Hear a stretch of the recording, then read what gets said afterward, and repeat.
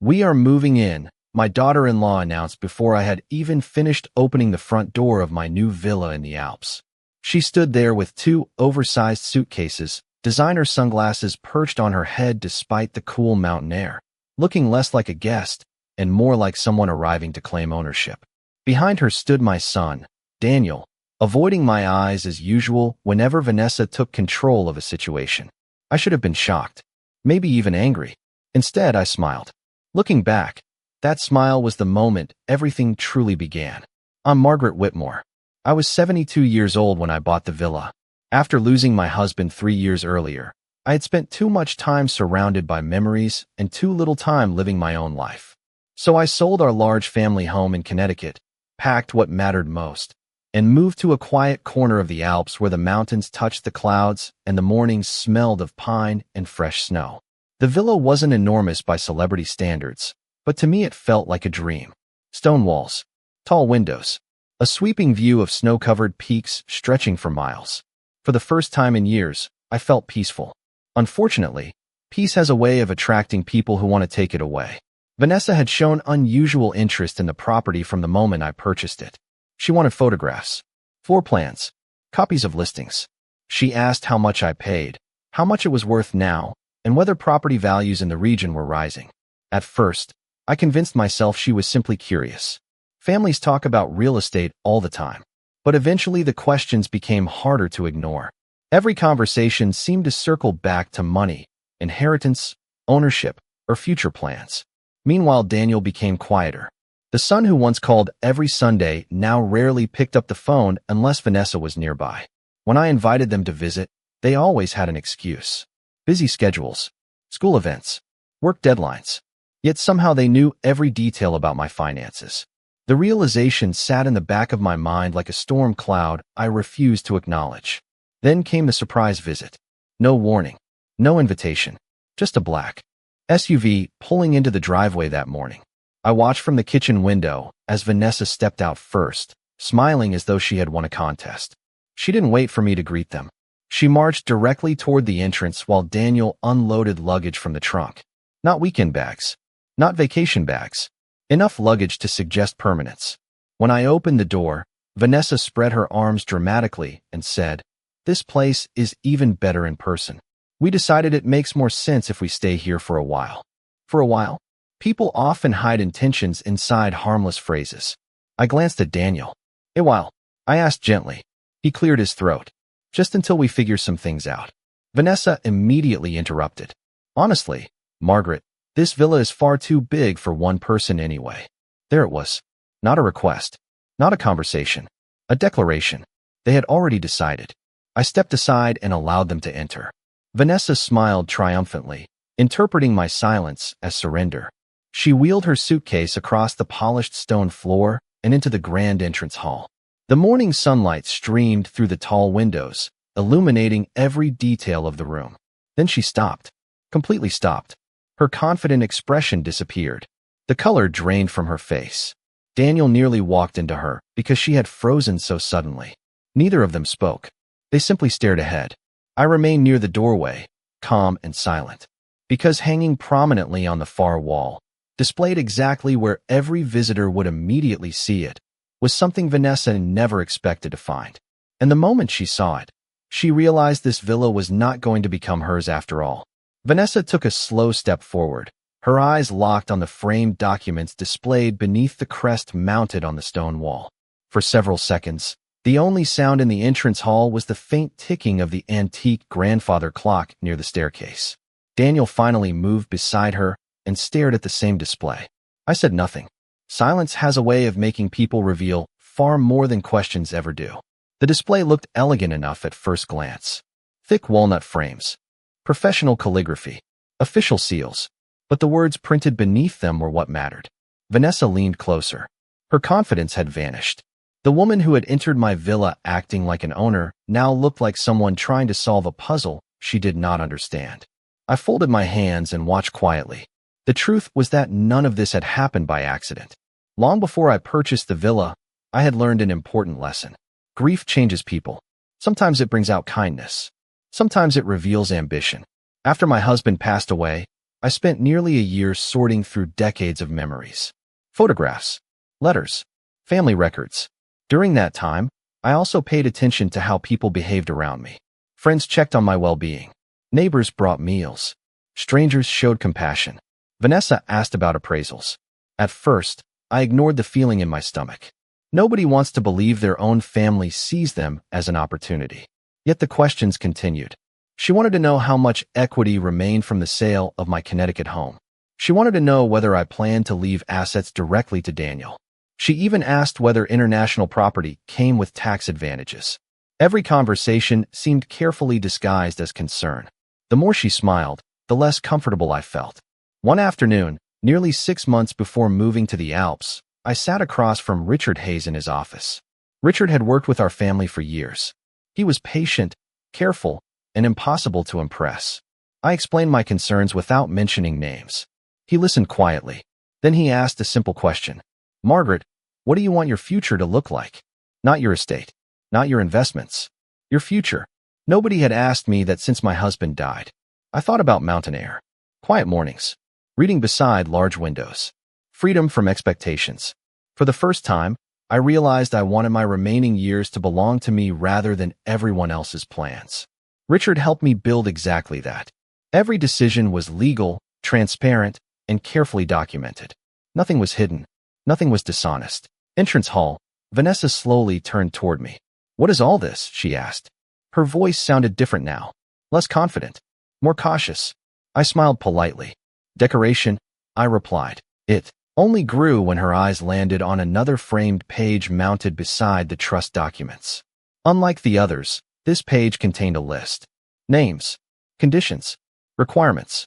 The kind of legal language most people ignored. Vanessa did not ignore it. She read every line. Slowly, carefully. Then her expression changed once more. The confidence disappeared entirely. Daniel noticed it too. What is it? He asked. Vanessa did not answer right away. She continued staring at the page as though it contained something she wished she had never discovered. Finally, she looked at me. Her voice was noticeably quieter than before. Who is Richard Hayes? She asked. I set my coffee cup down and smiled. Because the moment she asked that question, I knew she had finally found the clause that changed everything. Richard Hayes is my attorney, I said calmly. Vanessa did not take her eyes off the document. The confidence she had carried into the villa was fading a little more with every passing second, replaced by caution. I remembered another moment from nearly a year earlier. It was shortly after I announced my plans to move overseas. Vanessa had called unexpectedly. At first, the conversation seemed friendly. She asked about the region, the weather, the culture. Then the questions slowly shifted. How many bedrooms would the villa have? Would there be guest suites? Could family members stay for extended visits? Would I eventually need help managing such a large property? Looking back, the pattern seems obvious. At the time, I convinced myself she was simply interested. We often explain away things we do not want to see. Daniel continued reading. This clause says occupancy rights can be restricted. Vanessa immediately interrupted. Restricted from whom? I smiled. Anyone. Her eyes narrowed. Including family? Especially people who assume family gives them automatic privileges. The room became very quiet. Daniel lowered the document. For the first time since arriving, he seemed genuinely uncomfortable. I could see him replaying old conversations in his mind. Perhaps he was remembering how often discussions about my future somehow became discussions about my possessions. Perhaps he was realizing how unusual that had been. Vanessa crossed her arms. I think this is all a little extreme. Do you? I asked. Most mothers would simply trust their children. Most children do not arrive with enough luggage to move into someone else's home without asking. Daniel looked away immediately. Vanessa opened her mouth, then closed it again. No answer came. That silence spoke volumes. A few moments later, Arthur returned carrying a small tray of fresh pastries from the village bakery. The warm scent filled the room. He placed the tray on a nearby table and smiled politely before leaving again. His timing was perfect. It gave everyone a moment to collect themselves. Vanessa did not touch the pastries. Neither did Daniel. Their attention remained fixed on the documents. Then Daniel reached the final page. I saw his expression change. Confusion became surprise. Surprise became concern. He read the page twice before looking at me. Mom, he said quietly, why does this? Document mentioned behavioral conditions tied to inheritance eligibility. Vanessa turned toward him so quickly that she nearly dropped the folder she had been examining. The color drained from her face once again. And in that moment, I knew they had finally reached the section Richard insisted would reveal who truly cared about me and who only cared about what I owned. Daniel stared at the page for so long that I wondered whether he was finally seeing the situation clearly for the first time. The document was not complicated. Richard had insisted on plain language. No confusing legal jargon. No hidden clauses. Just simple expectations attached to future benefits. Respect. Honesty. Good faith conduct. Genuine family involvement. The requirements sounded less like legal conditions and more like lessons that should have been learned long ago. Vanessa stepped beside him and read the section herself. Her expression tightened with every line. "This cannot be serious," she said. "It is very serious," I replied. Richard made certain of that. Daniel looked up. "You created inheritance conditions based on behavior?" "No," I said calmly. "I created protections based on character." Neither of them spoke. I walked toward the large windows overlooking the valley. Snow rested on the rooftops below, and a church bell echoed faintly from a nearby village. The sound always brought me peace. Standing there, I remembered the day Richard first suggested the idea. We had spent hours discussing trusts, property structures, and long-term planning. At one point, he leaned back in his chair and asked a question I never forgot. "Margaret, do you want to reward relationships or expectations?" At first, I did not understand. Then he explained. Some people build relationships because they value the person. Others build proximity because they value future access. The difference matters. That conversation stayed with me for months. Back in the villa, Vanessa folded her arms. "So if someone makes a mistake, they lose everything?" "No," I said. "People make mistakes all the time. That is part of being human." "Then what does this mean?" she asked, pointing toward the document. "It means patterns. Matter." Daniel lowered the page. "Patterns." I nodded. "Consistent behavior. Consistent intentions. Consistent treatment of family members." The room became quiet again. I could see both of them thinking. Unfortunately for Vanessa, reflection rarely helps when the facts are already documented. Richard had advised me to keep records. Not secret records. Honest records. Notes from conversations. Copies of messages. Dates of visits. Invitations accepted and declined. Years of ordinary interactions viewed together created a surprisingly accurate picture.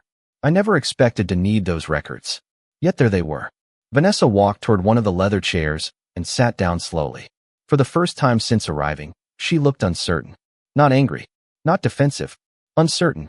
"You actually planned all of this," she said quietly. "Yes," I answered. "I planned my future." Daniel looked at me. "You thought we would try something?" I met his eyes. "I hoped you would not." That answer seemed to affect him more than anything else I had said. He sat down across from Vanessa and stared at the floor. I recognized the expression. Regret often arrives long after opportunities have passed. A few moments later, the front door opened. Footsteps crossed the entryway. Then Richard Hayes himself appeared inside the villa carrying a leather portfolio. He had arrived exactly on schedule. His timing was rarely accidental. Vanessa immediately straightened in her chair. Daniel looked surprised.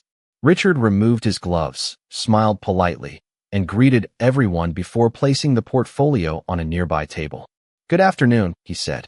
"I believe this is an appropriate time to review the remaining documents." Vanessa's face lost what little color remained. Because if the pages on the wall had unsettled her, she had no idea what was waiting inside Richard's portfolio. Richard opened the leather portfolio with the same calm precision he brought to every important meeting. He removed several documents and placed them neatly on the coffee table. Nobody reached for them immediately. The atmosphere in the room had changed. The confidence that filled the villa when Daniel and Vanessa arrived was gone. In its place sat uncertainty. Richard adjusted his glasses and looked toward me first. I nodded. "We had discussed this moment months ago. These documents," he said, "are simply the final components of the structure Mrs. Whitmore established for her long-term security." Vanessa forced a smile. "Security from what exactly?" Richard answered without hesitation.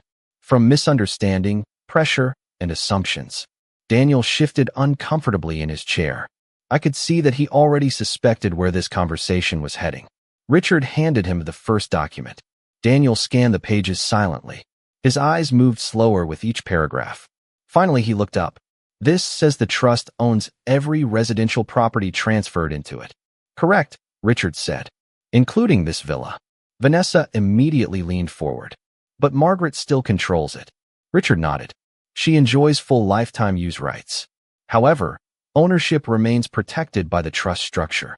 Vanessa stared at the page. Protected from inheritance disputes. Among other things. The answer clearly frustrated her. She wanted direct answers. Unfortunately for her, the direct answers were not helping. I stood and walked toward the windows again. The mountains remained unchanged.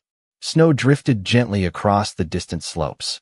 Nature has a way of making human drama feel very small. Richard continued. The trust was specifically designed to prioritize Mrs. Whitmore's quality of life rather than future expectations.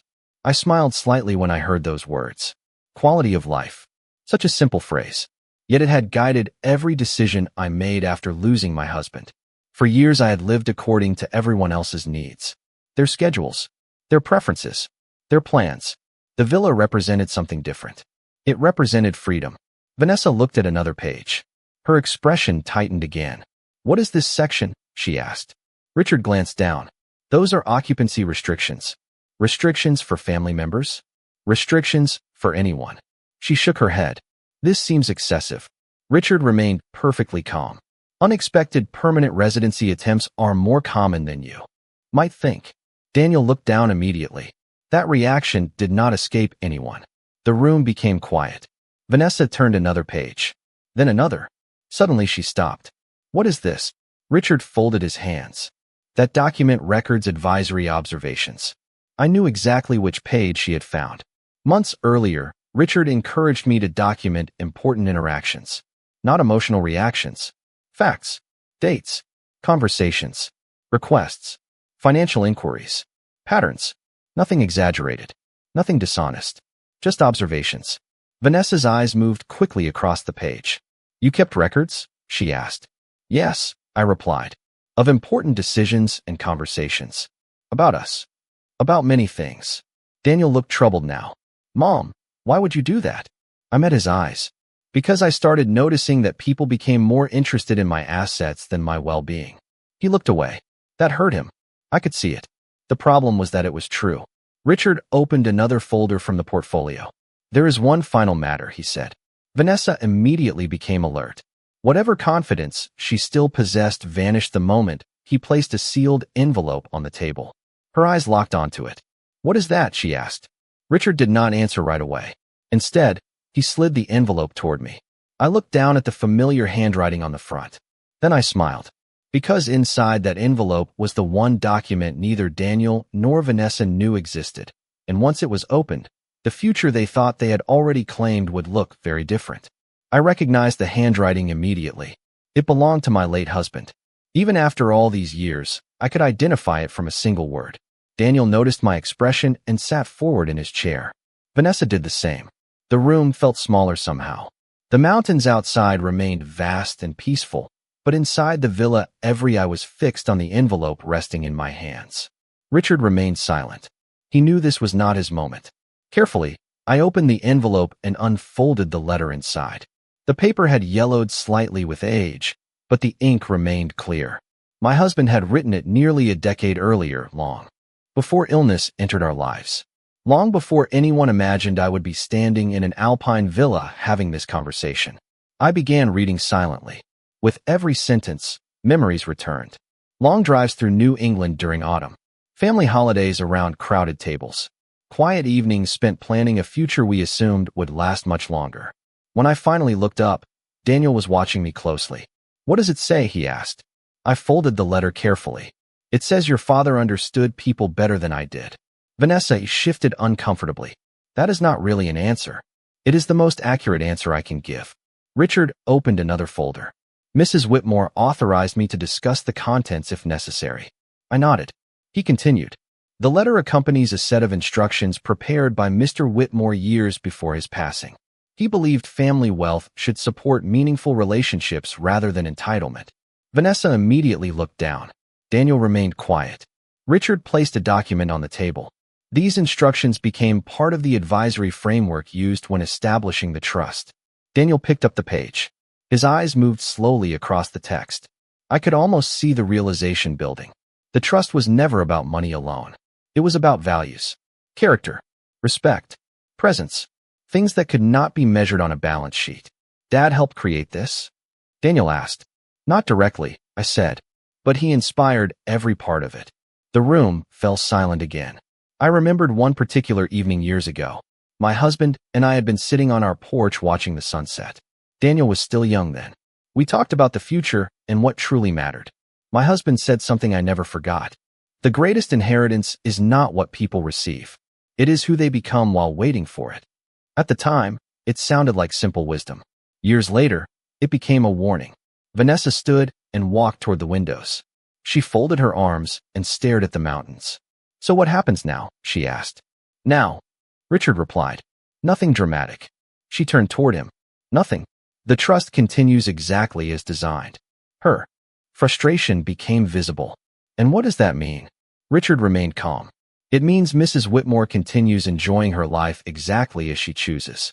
It means property decisions remain protected. It means future benefits remain dependent upon future conduct. Daniel lowered the documents and looked at me. For the first time that day, he seemed less interested in the trust than in me. Mom, he said quietly, when did you stop trusting us?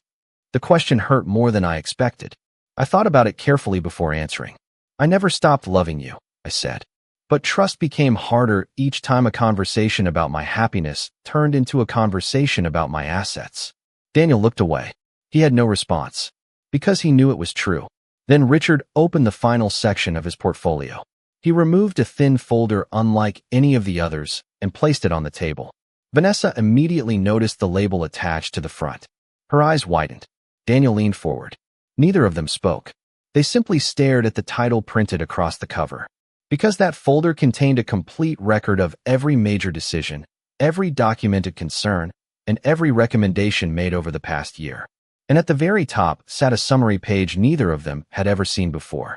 The summary page was only 3 paragraphs long. That was what made it so powerful.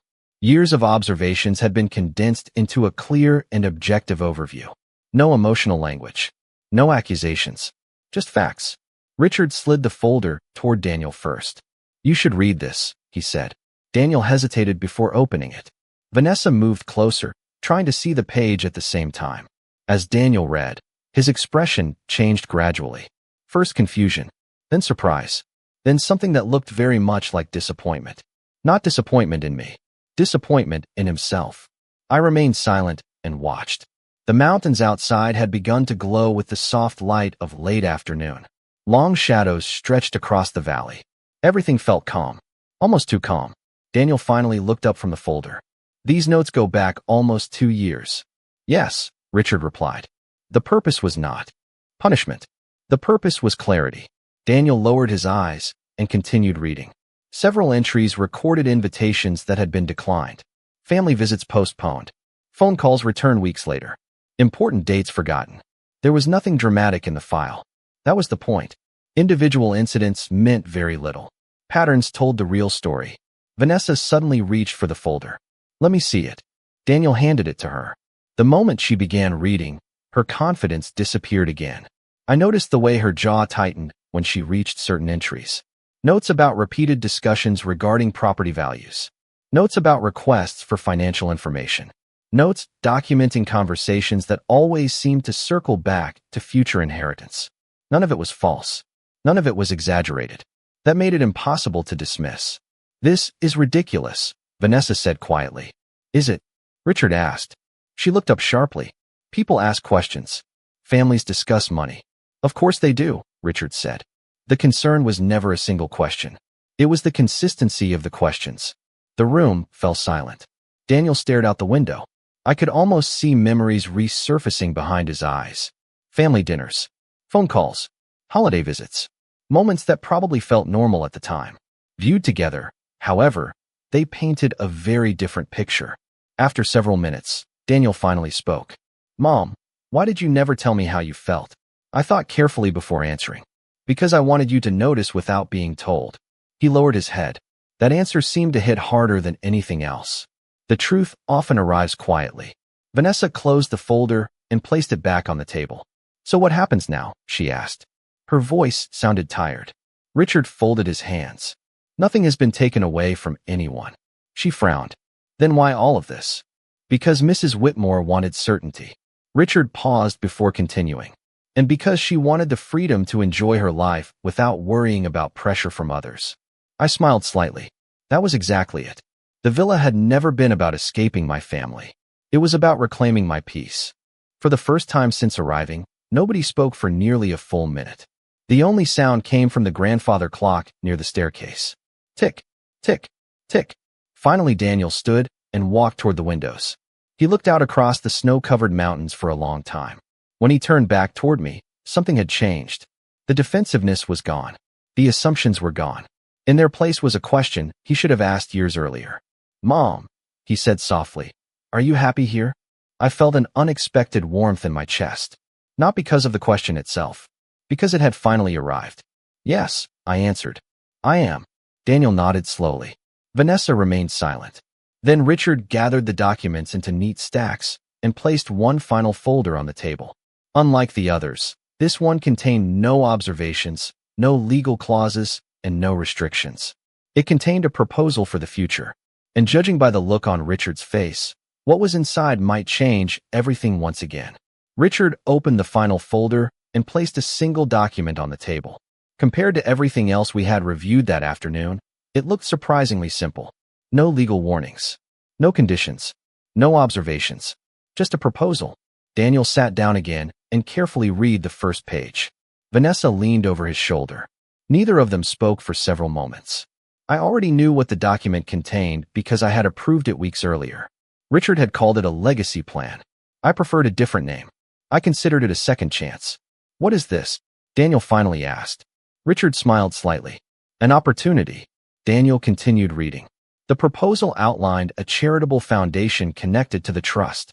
Nothing enormous. Nothing designed to make headlines. Its purpose was straightforward. Support educational programs, community projects, and local initiatives both in the United States and in the Alpine region where I now lived. The foundation would continue long after I was gone. More importantly, family members could choose to participate, not as beneficiaries, as contributors, as volunteers, as partners in something meaningful. Vanessa looked confused. There is no inheritance schedule attached to this. No, Richard replied. There is not. Then what is the benefit? The question escaped her before she could stop herself. The moment the words left her mouth, she realized how they sounded. Daniel closed his eyes briefly. Richard remained polite. The benefit, he said, is the opportunity to build something worthwhile. Silence followed. The answer was simple. Perhaps too simple. For years, every discussion had revolved around what people would eventually receive. This proposal focused on what people could become instead. Daniel slowly turned another page. I watched his expression soften. The document included community projects my husband and I had once discussed supporting. Scholarship programs, historical preservation efforts, mentorship opportunities for young people, dreams we never had enough time to pursue together. Seeing them, there brought unexpected emotion to the surface. Dad would have liked this, Daniel said quietly. I smiled. That is exactly why it exists. For the first time all afternoon, nobody looked at the trust documents. Nobody talked about ownership. Nobody mentioned inheritance. The conversation shifted somewhere healthier, somewhere human. As the sun began to set behind the mountains, golden light filled the room. Vanessa remained unusually quiet. Eventually she stood and walked toward the windows. She stayed there for a long time, looking out across the valley below. When she finally turned back, her expression seemed different. Not transformed, not magically redeemed, just thoughtful. Sometimes that is enough for a beginning. Daniel folded the proposal and placed it carefully on the table. Then he looked directly at me. I am sorry, Mom. The words were simple, honest, long overdue. I nodded. I know. He smiled weakly. I think I forgot what mattered. Then remember it now, I said. Richard closed his portfolio. The meeting was over. No dramatic confrontation. No public humiliation. No triumphant speeches. Just clarity. Sometimes clarity changes everything. Later that evening, Daniel and Vanessa checked into a small hotel in the nearby village instead of staying at the villa. They said they needed time to think. I agreed. Some conversations require distance before they can become understanding. The next morning I woke before sunrise. I carried a mug of coffee onto the terrace and wrapped a blanket around my shoulders. The air was cold and crisp. Snow covered the peaks in every direction. The world felt quiet, peaceful, entirely my own. As the first sunlight touched the mountains, I thought about everything that had happened. The trust, the documents, the difficult truths, the uncomfortable realizations. In the end, the villa was never the real story. The real story was learning the difference between people who value your life and people who value access to it. That lesson was worth far more than any property. I took another sip of coffee and watched the morning light spread across the valley. For the first time in years, I felt completely certain about the future. Not because I had protected what I owned, because I had finally protected the life I wanted to live.